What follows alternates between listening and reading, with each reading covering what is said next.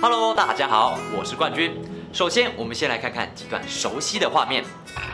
这是置入性行销，这也是置入性行销，这叫我们向北京当局求救。有感觉怪怪的吗？这就是传说中的业配文啊！不，这是置入性行销啊。今天我们就来谈谈共产党的全球渗透策略。最近，美国安全中心智库创办的网站 ChinaAnswers.com 刊登了一篇重量级文章，中共在美国玩隐性实力，揭露中共收购美国影视产业。2012年，北京官方色彩浓厚的万达集团砸下26亿美元，收购了美国第2大的 AMC 院线公司。今年3月，万达集团又用12亿美元收购了美国另一大院线 Carmack Cinemas。令人吃惊的是，如果这2家院线成功合并，万达集团就能控制美国8380家影视厅和600多家电影院。可以这么说，北京当局已经有能力控制美国上映的电影了。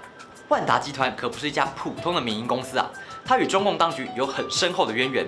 万达总经理王健林是中国共产党第17次全国代表大会的代表，也曾担任大连市西岗区人民政府办公室主任。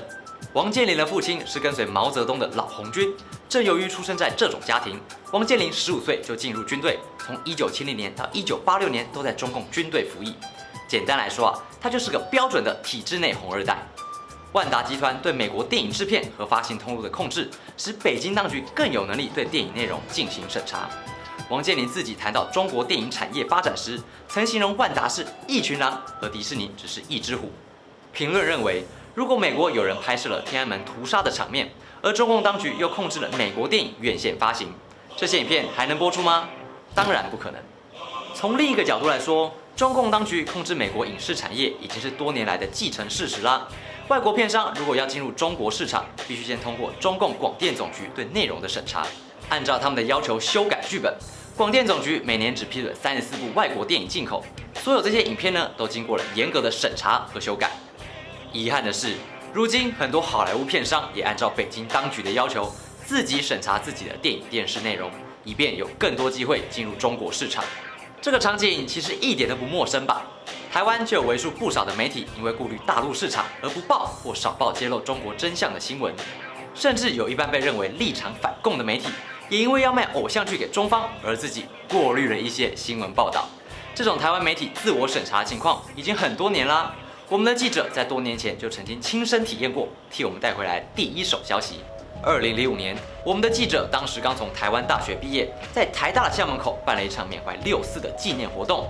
当时台湾最具影响力的平面媒体到场采访，采访结束后，那位大报的记者很惋惜地说：“你们这活动真的很有意义啦，但是就算我稿子写好，我们报社也不会让我发出去。”现在你知道的，台湾媒体自我审查情况没有最严重，只有更严重啊！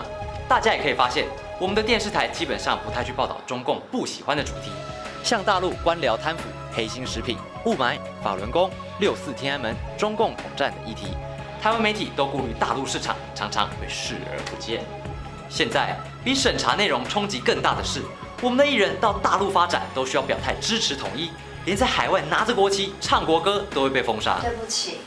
回到中共收购美国院线与制片公司的话题，现在美方也开始关注这个问题。评论认为，中共主要是透过硬实力和软实力2方面来加强对国际社会的影响。所谓硬实力，一方面是指军事实力、经济能力和工业能力，北京当局在南海造岛并将其军事化就是个明显的例子。另一方面是指中共对外国政府和企业进行网络渗透，盗取个人资料、知识产权和商业机密。